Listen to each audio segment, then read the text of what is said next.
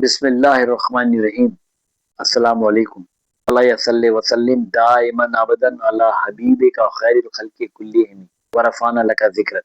Talk with Z A YouTube channel سے زین العابدین آپ کی خدمت میں حاضر ہے۔ آج کے نئے ٹاپک کے ساتھ کی اور بین الاقوامی خبروں پہ مشتمل یہ چینل آپ کے سامنے موجود ہے۔ انشاءاللہ آپ اس چینل کو دیکھیں اور دیکھنے کے بعد میری حوصلہ افزائی کریں اور اس چینل کو سبسکرائب کریں، بیل آئیکن کو پش کریں، اور اس کے علاوہ آپ اپنی بہت پیاری رائے سے بھی ہمیں نواز سکتے ہیں۔ جیسا کہ آپ کے علم میں ہے، ایران کے ساتھ آج دوحہ میں امریکی مذاکرات کی چانسز ہیں۔ اسی طریقے سے تہران نے ملاقات کی درخواست کی ہے امریکی صدر، اور ایران کہتا ہے کہ وائٹ ہاؤس مذاکرات نہیں ہو رہے ایران۔ اسی طریقے سے افغان ناظم الامور کی طلبی، کابل میں وزیر خارجہ کو احتجاجی مراسلہ دے دیا۔ کراچی حملے میں افغان شہری ملوث نکلے، ایک کو زندہ گرفتار کر لیا گیا۔ اور اسی کے ساتھ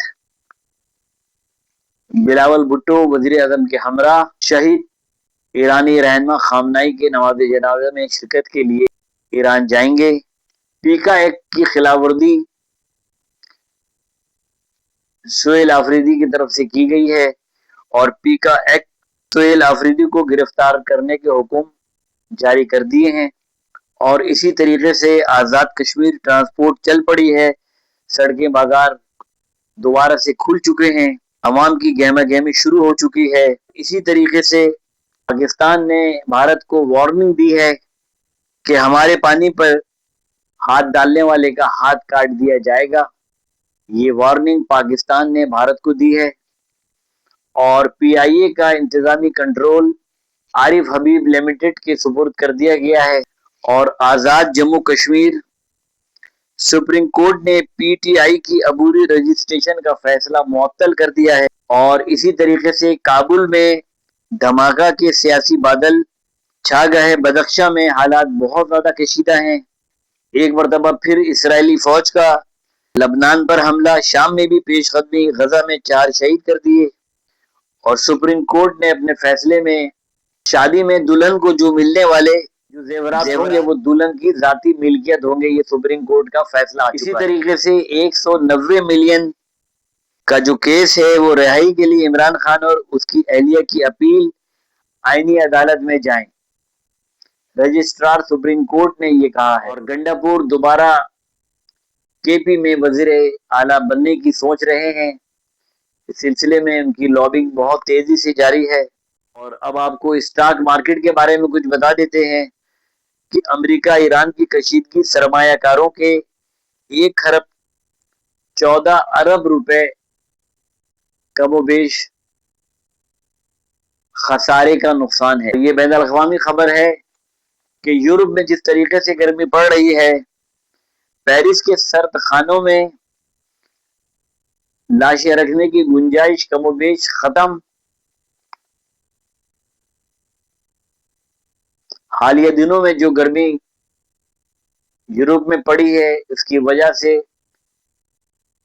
ہلاکتوں کا خدشات بہت زیادہ بڑھ چکے ہیں۔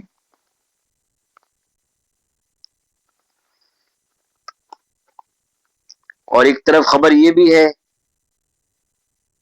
کہ دنیا میں پیٹرول سستا ہو گیا ہے، یہاں کچھ بھی نہیں بدلا عوام کی رائے۔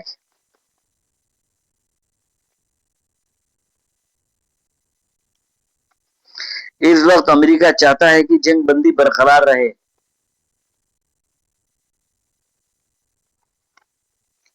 یہ تمام باتیں آپ کے سامنے گوش گزار کرتی ہیں، اور اسی طریقے سے جو ملکی اور بین الاقوامی خبریں ہم تک موصول ہوتی رہیں گی ہمارے ذرائع سے، انشاءاللہ آپ تک پہنچاتے رہیں گے۔ مجھے امید ہے کہ آپ میرے اس چینل کو دیکھیں گے اور مجھے کامیاب کریں گے۔ انشاءاللہ آئندہ کسی دوسرے موضوع پہ آپ سے گفتگو کی جائے گی، اور اسی کے ساتھ میں آپ سے اجازت چاہتا ہوں۔ अस्सलाम वालेकुम।